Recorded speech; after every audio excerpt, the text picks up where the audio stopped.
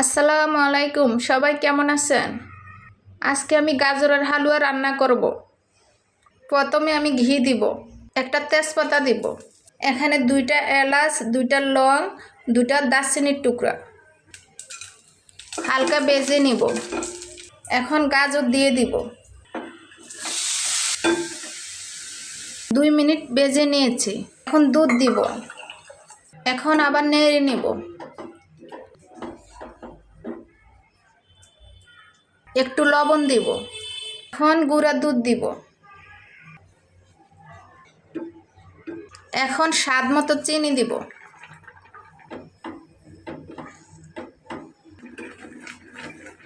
এখন কিশমিশ দিব, কাঠবাদাম দিব।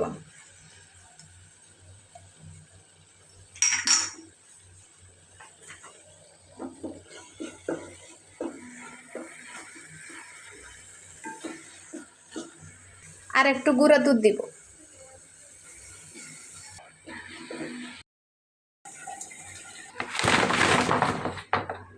এদিকে আমার হাজবেন্ড আবার বাজার থেকে ফল নিয়ে আসলো।